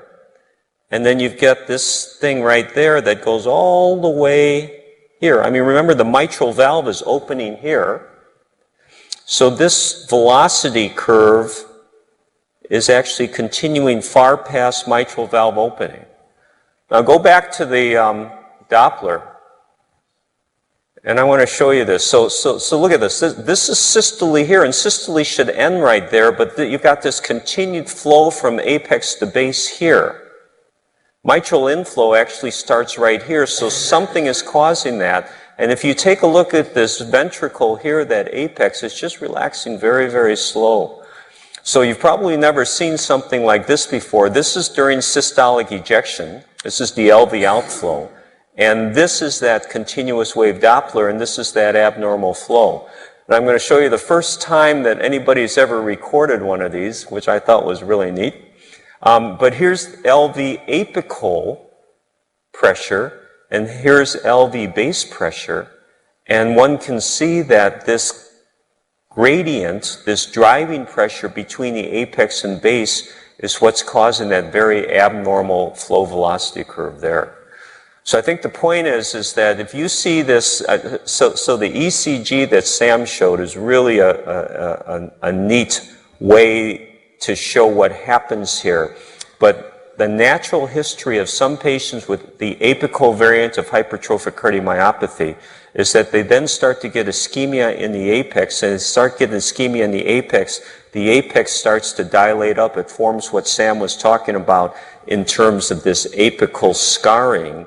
And that apical scarring with the ballooning out will cause the mid-ventricle to contract more and more, and you get mid-ventricular obstruction. So you end up getting mid-ventricular obstruction and an apical aneurysm. You get the ventricular tachycardia. These patients die suddenly. You get embolic events because there's a lot of thrombus formation in there, and their outlook is actually quite poor. Now, I just want to show you what we do, and then we'll have Sam go more on this ECG. But Hartzell-Schaff at our institution, because the outlook of these patients has been so poor, now has developed a surgery where he actually goes in from the apical approach, resects the apical aneurysm, does a mid-ventricular myectomy, and these patients who are really symptomatic, they go back to a normal lifestyle and haven't had embolic events, haven't had ventricular tachycardia, and they do very, very well. So can you put the Elmo back on for Dr. Asirvatham, who's itching to say something that I really want to hear what he's going to say? Yes, I just think this is a nice correlation case between ECG. So you just think about a few things. So one is, suppose you already knew the person has apical hypertrophic cardiomyopathy, carries the diagnosis, and you see that ECG, your thought should be, where are those deep symmetrical inverted T waves? Not only are they not there, but in this case you're seeing ST elevation, obtuse QRST angle. So then you know natural history of this disease phenomenon that Nish mentioned, that you should be thinking there's an aneurysm there that's at the apex. Then a couple of other correlations. What if you were doing checking for this gradient between the LV apex and the LV mid cavity or LV base, and it's really high, but then all of a sudden it's not so high. Then it's really high. Then all of a sudden it's not so high. Then you look at the ECG and you notice that there's intermittent left bundle branch block. For intracavitary gradients and even for HOCM, left bundle can be your friend, because what happens is if the left bundle is blocked, then you can't activate this site before you activate this site. So you're activating the right bundle that gets to both at about the same time. So both are kind of contracting almost at the same time. So in fact, sometimes some of the benefit from muscle resection in HOCM is you often get left bundle branch block in those patients as well. Same thing also with right ventricular pacing. Behaves a lot like left bundle branch block. Go back to the slides here. I'm going to show you another case here. Let's see, number 11.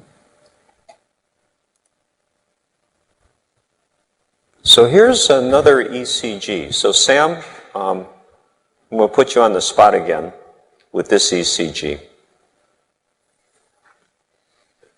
So this, yep, so I think this one is a little bit more classical.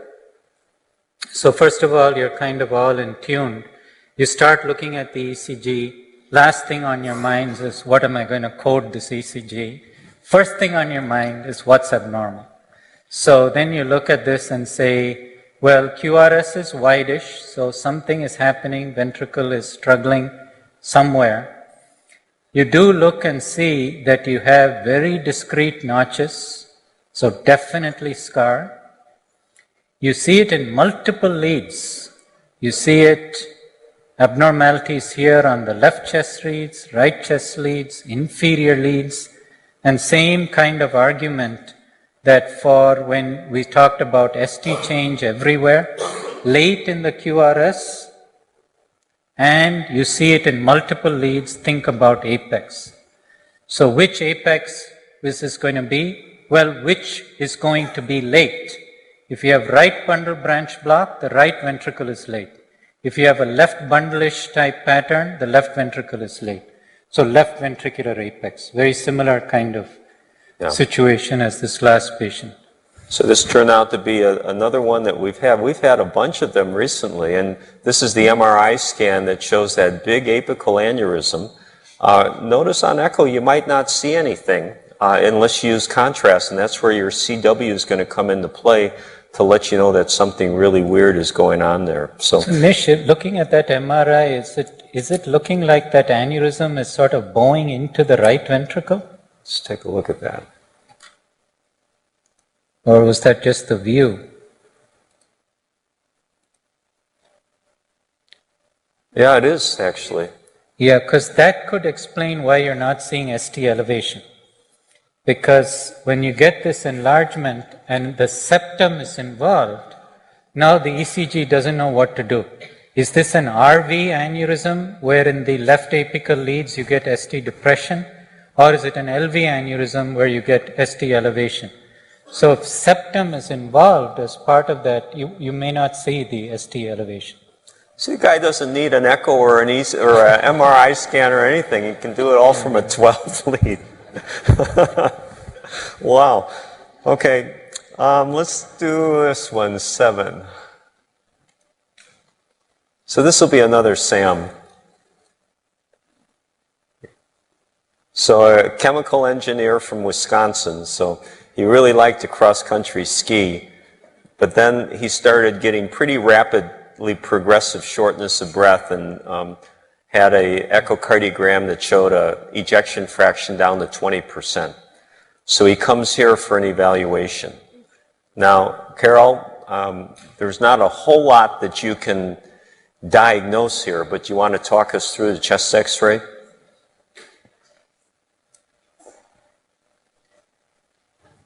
It's not a happy heart. It's too big. I can't say if it's it's LV and RV probably looking, because you've got a lateral chest x-ray here. Looks like an older person because the aorta is unfolded and a bit tortuous. But wait, old is 70. Well, yeah. And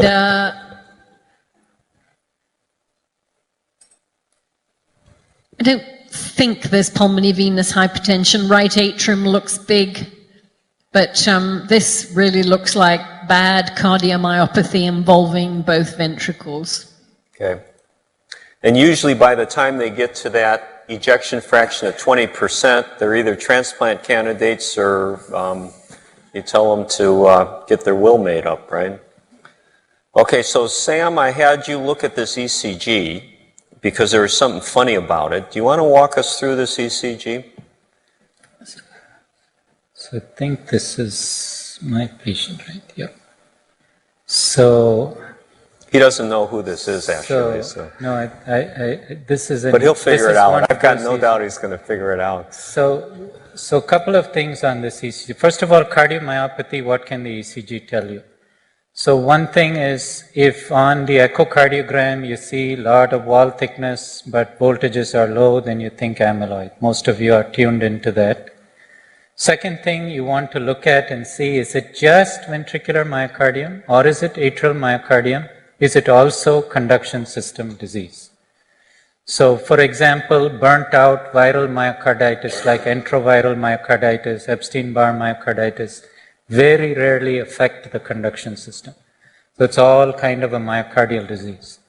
Whereas other types of cardiomyopathy, laminopathies, sarcoidosis, giant cell myocarditis, they prominently affect the conduction system. So you like to know about this. Laminopathies, more often than not, will also affect atrial myocardium. So kind of triple hit, atrial myocardium, ventricular myocardium, conduction disease. So which do you think about in this? So very bad ventricle. So even if you look at the right ventricle, it's moth-eaten. You see this late signal here. So this tells you there are little strands of viable myocardium that are taking forever to actually get activated. So you can see these even in right ventricular cardiomyopathies. In that context, they're called epsilon waves. So what happens is the conduction gets to one portion of the heart and literally takes forever before it can go to that next one. This is what some of you may have seen. Signal average ECGs are meant to try and pick up. Here, even without signal averaging, you're picking up. So very diseased myocardium.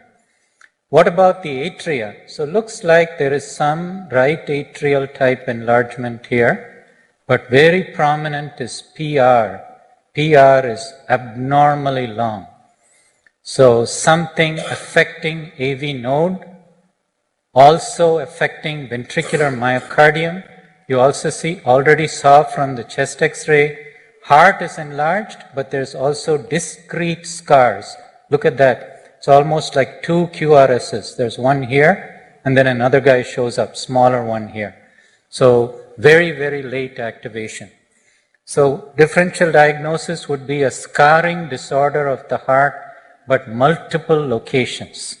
So high up on your list here would be inflammatory cardiomyopathies, and the one that you should always think about, especially when it affects AV conduction, is sarcoidosis. So that will be very high on your list. In laminopathies, usually the P waves will be flat You can get PR prolongation. Voltages tend to be low. You'll do a double take thinking that, is there a big effusion or something? And you usually don't see such discrete scarring. It's a more diffuse process. You can get scarring, but it's more of a diffuse process. But that would be one that you'll also want to keep in your mind. Is there anything here that says this isn't giant cell myocarditis that then got healed? It's just that it's very unusual. Giant cell myocarditis is such a rip-roaring myocarditis. Severe patients are affected very severely. Either they'll die, they wind up being paced by the time that they recover because AV conduction is gone, or they've been transplanted. But I suppose if someone got treated very early, that's a possibility. Okay. So this is just a blow-up of what Sam was talking about that delayed conduction in V1 and V2. And take a close look at that because that is very, very abnormal. On this echocardiogram, the LV was down, but the RV was the one that was really, really bad there. So by the way, that ECG, that QRS in V1, you could see in an Ebstein's patient as well. Kind of lower amplitude, taking forever. And it's usually a feature of how much you have atrialized myocardium. The more you have, the more that myocardium is diseased, then it starts looking like that. But you could get that in acquired states also, like a myocarditis that's affecting the right ventricle. So on MR, there was a lot of extensive delayed enhancement, and I called Salmon, and in the cath lab, you did this. Do you remember? Yeah, so it's usually not a site that I do, but who knows, might have. But the idea is that don't want to do a blind biopsy because you'd really like to have a diagnosis. Is there active inflammation? Is it consistent with sarcoidosis? You don't have any kind of targets, extracardiac that you can biopsy to make the diagnosis.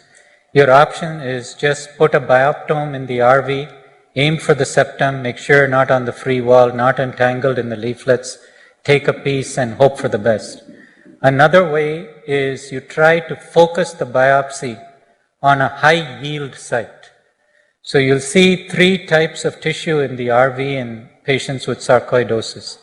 There'll be normal myocardial sites. Sarcoid hasn't affected it there. You'll see inflamed, abnormal, diseased myocardium, but still alive. And you'll also see scar. If you biopsy normal, your tissue diagnosis is going to be normal myocardium. If you biopsy scar, it's going to be scar. It doesn't help you with the diagnosis. So you try to get the biopsy on a site that says there's living tissue, but it's very abnormal. So if you look here on the one that says MAP 1-2, that's a local catheter that's picking up what the ECG showed you at a macro level. Multiple changes in wavefront, fragmented signals. So just in that little piece of tissue where that electrode is, it's taking so much time to conduct through, but it is conducting through. So it's alive and it's diseased. Whatever disease that patient has, if you should be able to see on a biopsy if you biopsy in that location. Okay. So we biopsy that location, and non-caseating granuloma, just sarcoid, just like was picked up on the 12-lead, $25 electrocardiogram. And you can see it better there. Right now, we're using a lot of this dual isotope PET scan because you can see a perfusion abnormality with FDG uptake. And we actually are using that to determine activity and response to therapy. And it is a very, very good test to do. Actually, one of the nice things to do at the very start is do a whole body PET scan. Because sometimes you'll have patients that a lymph node will light up. Let's say we had a couple in the inguinal area and a couple in the mediastinum, and it's much easier to try to get tissue from there. And if you have tissue from there in conjunction with something that lights up in the myocardium, you've got your diagnosis of sarcoid and you can go ahead and treat. But if you don't have anything in the periphery, that's when you call in Sam and you say, listen, help us with this biopsy, and he'll point you in the right direction. You can go ahead and get a nice piece of tissue. So that's sarcoid, all diagnosed Just one clinical point is, this patient has ventricular dysfunction, severe RV conduction abnormality. So you should place an ICD in this patient. And it's a good idea to place the ICD even before you start therapy. Because sometimes you get this notion that maybe it's treatable, so I can just treat it and it'll all go away. Could be, but just in that process, the patient would be at very high risk for sudden death. Yeah. And I think we're going to finish up with one last case here, and the case relates to what Raul was talking to you about. But we've got another person with a cardiomyopathy who 3 years ago was actually doing quite well. Then had a VVI pacemaker put in for bradycardia. And Carol, do you want to let us know what you think about the difference in these x-rays? It's bad.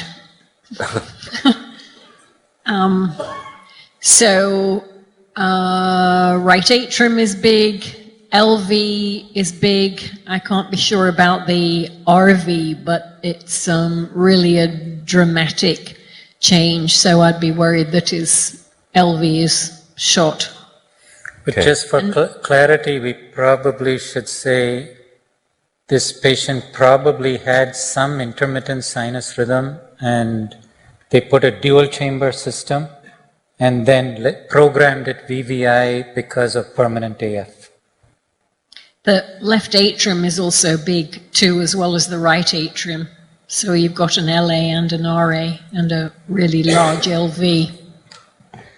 So when the patient came, this was the 12-lead electrocardiogram. Sam, do you want to talk about that? Yes, so suppose you don't know where this pacemaker lead was placed and you have to try to figure it out. Let's use the golden rule. You can use the golden rule with any ECG lead, but let's just do it with multiple ones to see how close you can get to that X-ray appearance of that lead. First one you notice, lead 1, positive or negative? It's positive. Left shoulder, positive. That means moving to the left. Where will it start to move to the left? It's RV pacing. Keep that in mind. If you have any of your colleagues have put a BiV device on one of your patients, and if ECG looks like this, the LV lead is not working. You can call them up and they'll ask you, well, did you call the rep to find that out? And you say, no, I looked at the ECG. And corollary to that, you also see it's negative in B1, left side, right side lead negative, moving away from the right, pacing stimulation is from the right. Corollary to that, you look at 2, 3 AVF, all are negative. So it's somewhere near the apex, really low in the heart, close to the feet, closest part in the RV to the feet is the apex. But it is RV because you may notice lead 3 is more negative than lead 2. Remember, 3 is a right-sided lead, so it's more negative than 2. So it's like the most negative lead. That's where the pacing stimulus is starting from. So look at your ear leads, AVR, AVL, both positive. So starting far away from your ears, close to your feet, that's also consistent with RV apical pacing. Even though the X-ray showed you that there was a atrial lead in this patient, notice this patient is in atrial fibrillation. And in atrial fibrillation, you very often just ignore the atrial lead and you're pacing this patient from the ventricular lead alone. By the way, some folks will look at this and say, is this flutter or is it fib or is it something in between? First of all, there's no such thing as something in between. It's either fib or it's flutter. Which one is it? V1, notoriously, fib can look relatively organized. Because right atrium, even in fibrillation, the right atrial appendage can be organized just the way the pectinate muscles are, and that's the part of the atrium right underneath V1. But if you don't see it in other leads, then your diagnosis will be fibrillation. and your thinking and management, everything will be fibrillation. I've got those slides for you, but Okay. let me just show this. And that's what you're going to see. But here's the left ventricle. Ventricular function's down, the right ventricular function's down, atria are big. This mitral flow velocity curve, all I would say is that if you have atrial fibrillation, no matter what the literature says, it's really hard to predict filling pressures. But if your deceleration time here is less than 120 milliseconds, you know that's bad. So this is a very, very short deceleration time. You know, not only is systolic function abnormal, but the guy's got very, very poor diastolic filling, and he's deteriorating. So now we call in Dr. Asirvatham, and take us through how you think about this. So I guess the next thing to think about is, should we do biventricular pacing? So this is just the construct for biventricular pacing. Is, normal, we have right and left bundles. They get uniformly apex to base activation, both sides about the same time, kind of squeezing the heart, and synchronous activation. Now, if you have bundle branch block, if you have scar, then what happens is you have activation of one side, then the other side. That means septum is going to squeeze start moving before the free wall. And you may have perfectly good myocardium on the LV free wall, but it's activating very late. And that very late activation is like wasted myocardial contractility. And in that circumstance is the people that you really think about placing an LV lead. Now, few things as a clinician, when you look at BiV patients, correlate with the ECG. This is what RV pacing looks like. Lead 1 positive, moving to the left. V1 negative, starting from the right. RV start, going to the left. RV pacing. Opposite, LV pacing. If you only pace the LV. Lead 1 negative, starting on the left. V1 positive. So it should follow that if you pace both leads together, then it shouldn't look like either of these. It should be some hybrid of both of these. But if you see on the ECG, with BiV pacing, it looks an awful lot like RV pacing. Then something is preventing the LV from getting stimulated. Could be that LV lead moved, but say you send the patient back to your EP colleague, they test the LV lead and say, it's fine. The LV thresholds are fine. What do? You send the patient back to your EP colleague. And you say, maybe LV is fine, but ECG is telling me it's not working. So how can a lead that can stimulate not work? It's in an area of such diseased myocardium that when you pace both leads at the same time, the RV lead wins the race and already has depolarized most of the heart as if that LV lead doesn't exist. So this is exit delay from the LV lead. There's only one reason why a patient can be dramatically better after BiV pacing and has an ECG looking like this. Only one reason, and that is you have outstanding bedside manner. It's a placebo effect.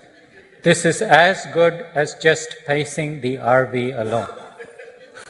So then what can you do?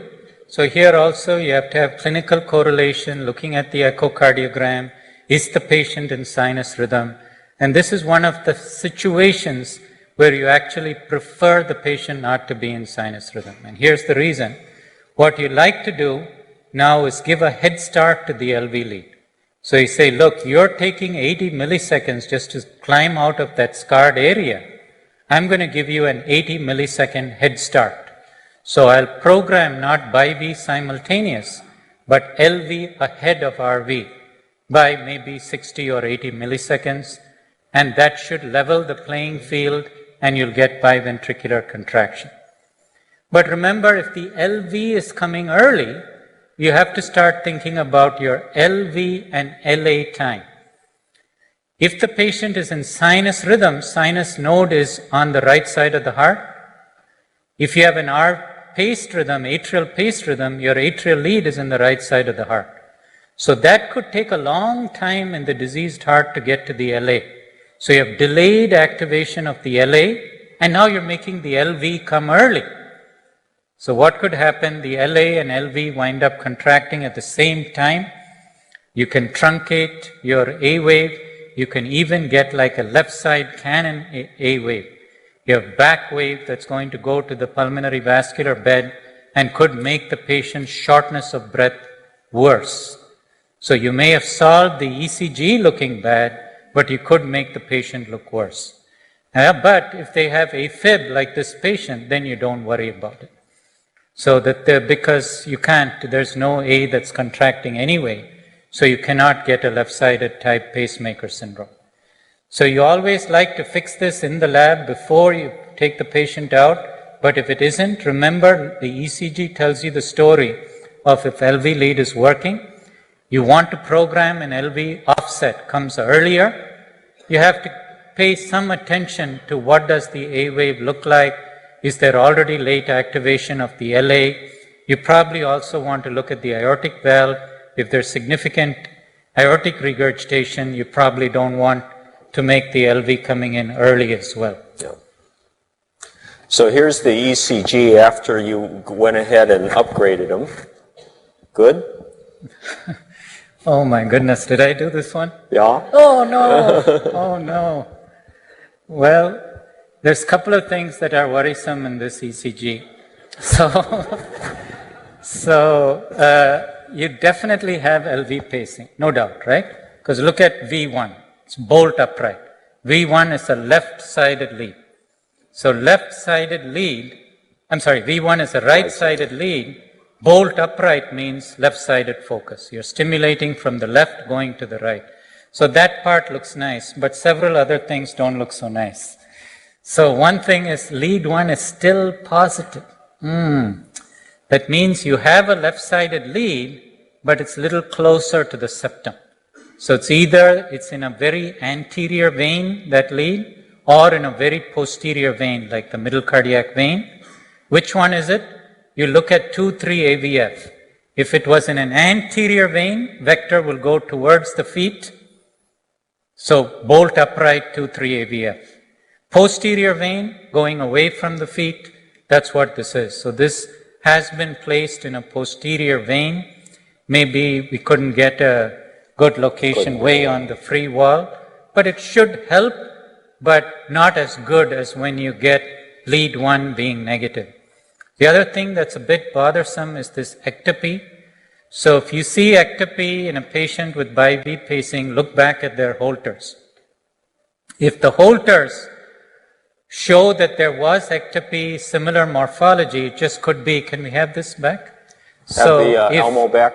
If you have ectopy even before you had bi-V pacing, and you have it now, that's just the patient's cardiomyopathy. You have to think about it independently.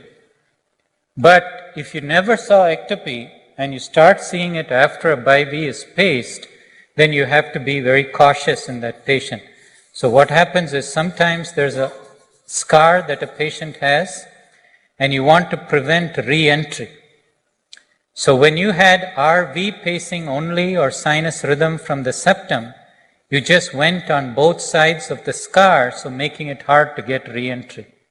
But occasionally with LV pacing, if it so happens in one location, it's more diseased tissue on one side, then it just goes easily on one side and keeps trying to re-enter. One time it can re-enter back, you get 1 ectopic beat. 2 times you'll get 2 ectopic beats. Sometimes the clue is the second ectopic beat has a closer coupling interval from the first, like what you saw on that one. Then you have to worry like, could this patient get PT? How to figure out if you don't have an old ECG, get a Holter, turn off bi-V, and see if there's a dramatic difference in this amount of ectopy here. Then what do you do if that's the case, if it is clearly related to LV pacing? Sometimes we can program which electrode you pace from the LV. Sometimes changing the offset might help. Other times you have to move the LV lead to another location. Okay. Which you did. Back on again. And after you did, take a look what happens. Okay, so a very, very nice result. Asymptomatic, doing very, very well. Okay, gang, 7:30. You won't have any of this on boards, but if you could remember 5% of what these two geniuses said, you're going to be much smarter off as you go home. So thanks very much for staying. We'll see you tomorrow morning.